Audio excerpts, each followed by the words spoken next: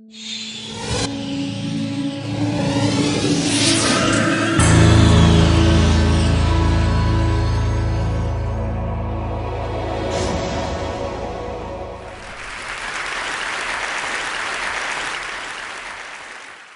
morning. How are you? It's been great, hasn't it? I've been blown away by the whole thing. In fact, I'm leaving.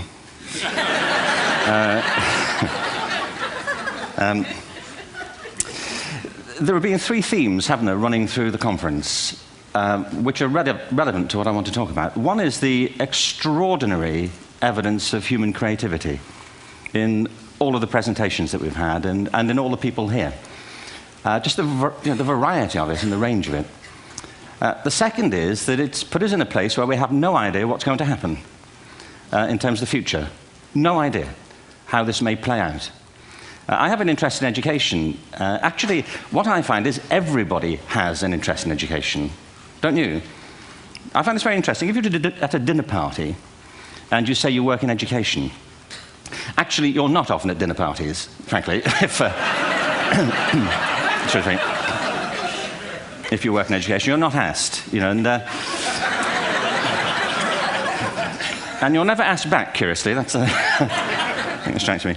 But if you are, and you say to somebody, they say, what do you do? And you say, you work in education, you can see the blood run from their face. They think, oh my God, you know, why me? It's my one night out all week. But if you ask people about their education, they pin you to the wall. Because it's one of those things that goes deep with people. Am I right? Like religion and money and other things. So I have a big interest in education, and I think we all do. We have a huge vested interest in it, partly because it's education that's meant to take us into this future that we can't grasp. If you think of it, children starting school this year will be retiring in 2065. Nobody has a clue, despite all the expertise that's been on parade for the past 4 days, what the world will look like in 5 years' time. And yet we're meant to be educating them for it. So the unpredictability, I think, is extraordinary. And the third part of this is that we've all agreed, nonetheless, on the really extraordinary capacities that children have, their capacities for innovation. I mean, Serena last night was a marvel, wasn't she? Just seeing what she could do. And she's exceptional, but I think she's not, so to speak, exceptional in the whole of childhood. What you have there is a person of extraordinary dedication who found a talent. And my contention is all kids have tremendous talents, and we squander them pretty ruthlessly. So I want to talk about education, and I want to talk about creativity. My contention is that creativity now is as important in education as literacy, and we should treat it with the same status. Thank you.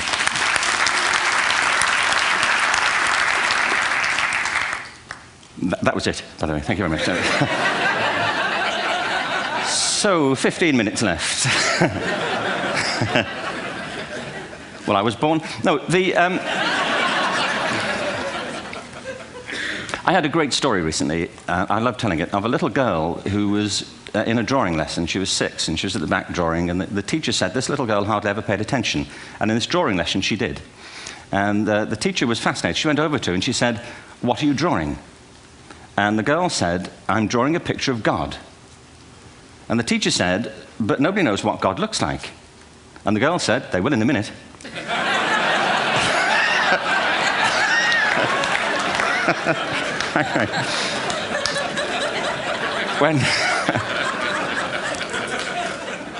When my son was 4 in England, actually he was 4 everywhere, to be honest. I mean, if we're being strict about it, wherever he went, he was 4 that year. But he was in the Nativity play. Do you remember the story? No, it was big. It was a big story. Mel Gibson did the sequel. You may have seen it. I don't know. It was Nativity 2. But James got the part of Joseph, which we were thrilled about. We consider this to be one of the lead parts. We had the place crammed full of agents and T-shirts, you know. James Robinson is Joseph. He didn't have to speak, but do you know the bit where the 3 kings come in? They come in bearing gifts, and they bring gold, frankincense, and myrrh. This really happened. We're sitting there, and they, I think, just went out of sequence. Because we talked to the little boy afterwards and said, you know, are you okay with that? And they said, yeah, why was that wrong? They just switched, I think that was it. Anyway, the 3 boys came in, little 4-year-olds with tea towels on their heads, and they put these boxes down. The first boy said, "I bring you gold." And the second boy said, "I bring you mare." And the third boy said, "Frank sent this." It's great.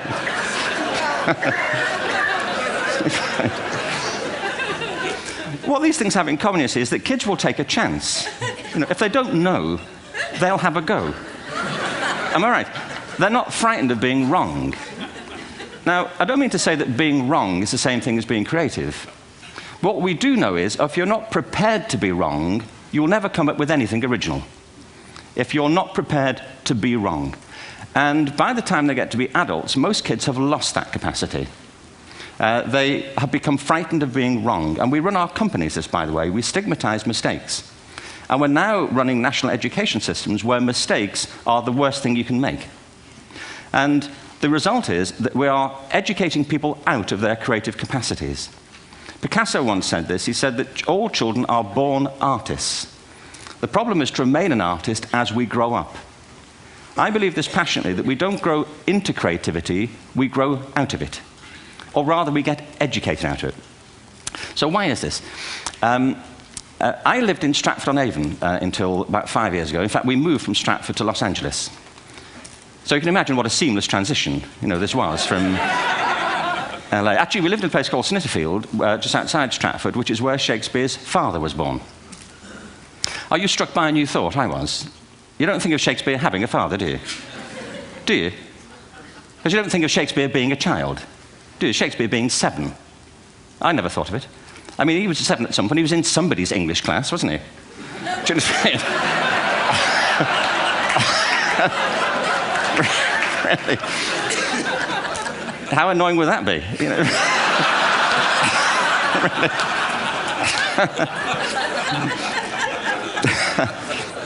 Must try harder.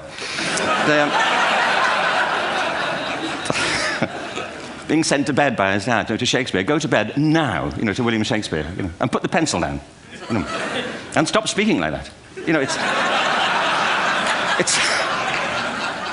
It's confusing everybody.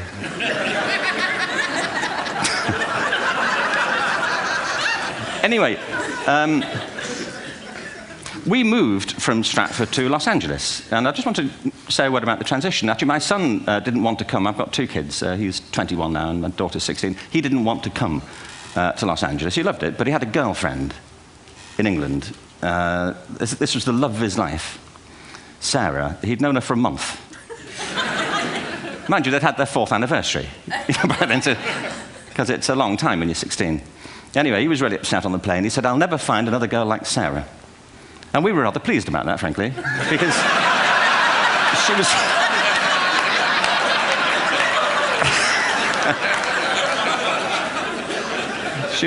she was the main reason we were leaving the country.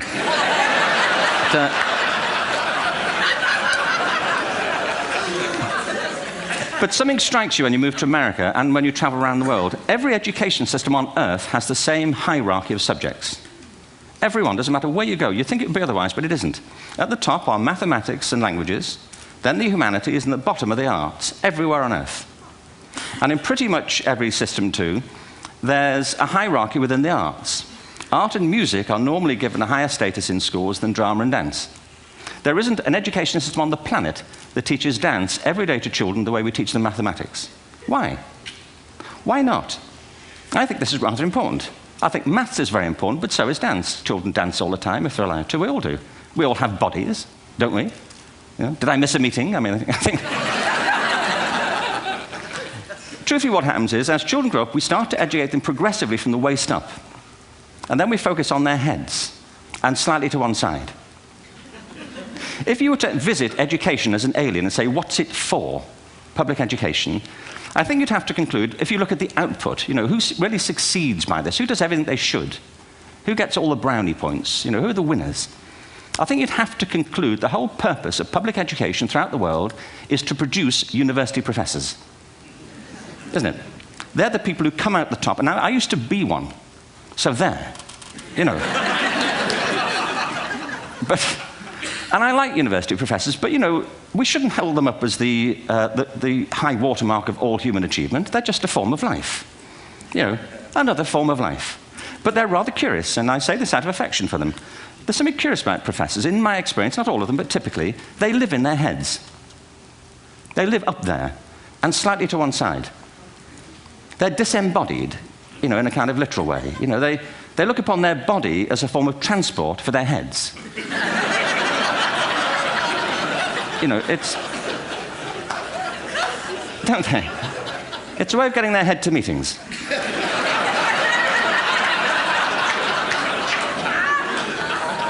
If you want real evidence of out-of-body experiences, by the way, get yourself along to a residential conference for senior academics and pop into the discotheque on the final night. And there you will see it. Grown men and women writhing uncontrollably off the beat.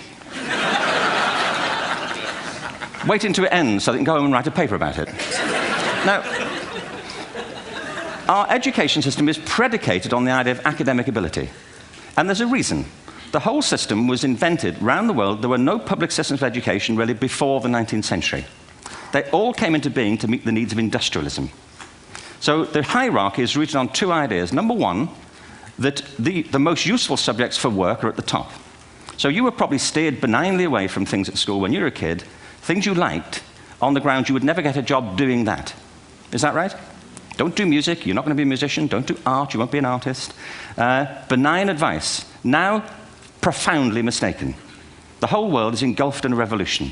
And the second is academic ability, which has really come to dominate our view of intelligence because the universities designed the system in their image. If you think of it, the whole system of public education around the world is a protracted process of university entrance. And the consequence is that many highly talented, brilliant, creative people think they're not, because the thing they were good at school wasn't valued or was actually stigmatized.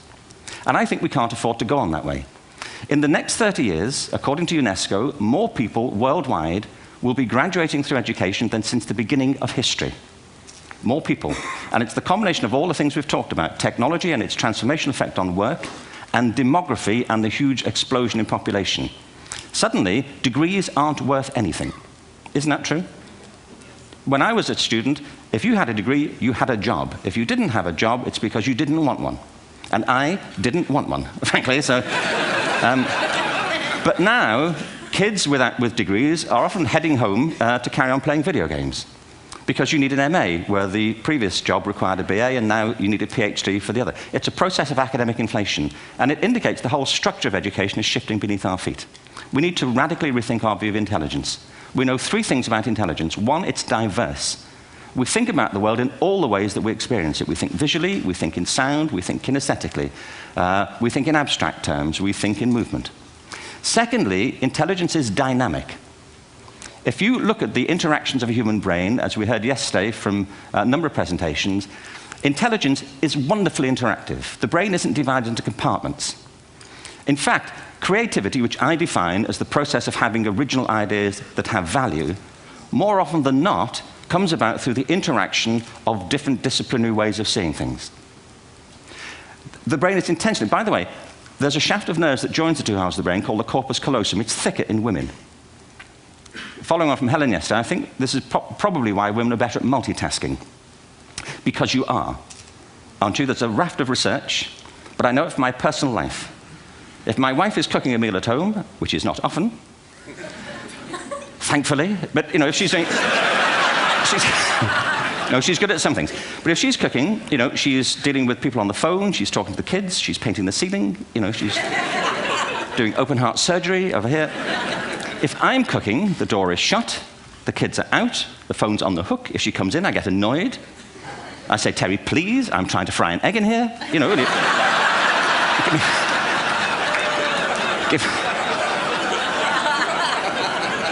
give me a break. Actually, there was, do you know that old philosophical thing? If a tree falls in a forest and nobody hears it, did it happen? Remember that old chestnut? I saw a great T-shirt, really, recently, which said, if a man speaks his mind in a forest and no woman hears him, is he still wrong?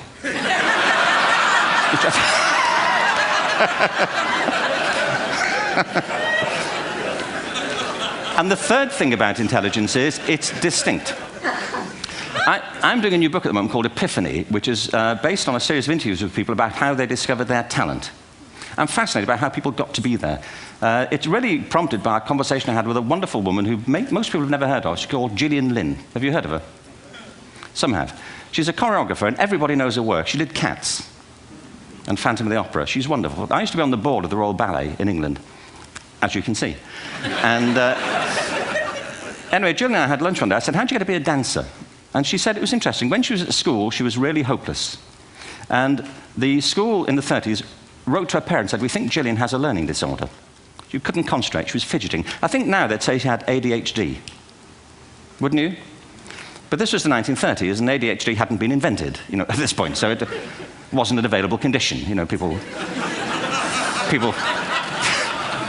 People weren't aware they could have that.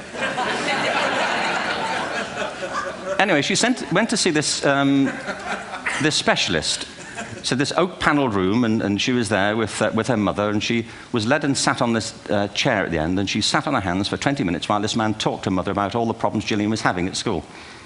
And at the end of it, because she was disturbing people, her homework was always late and so on, little kid of 8, in the end, the doctor went and sat next to Gillian and said, Gillian, I've listened to all these things that your mother's told me. I need to speak to her privately.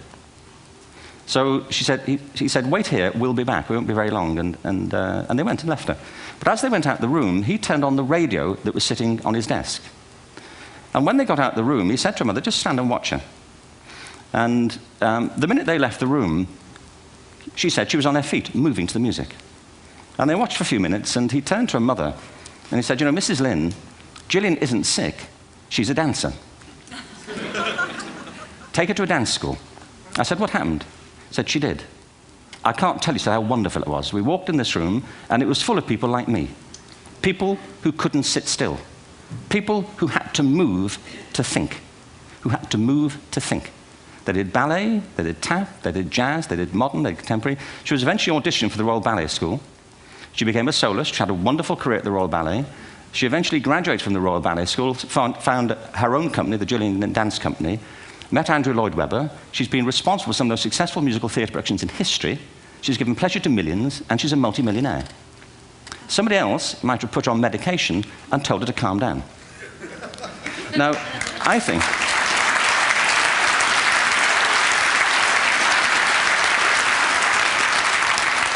What I think it comes to is this. Al Gore spoke the other night about ecology and the revolution that was triggered by Rachel Carson.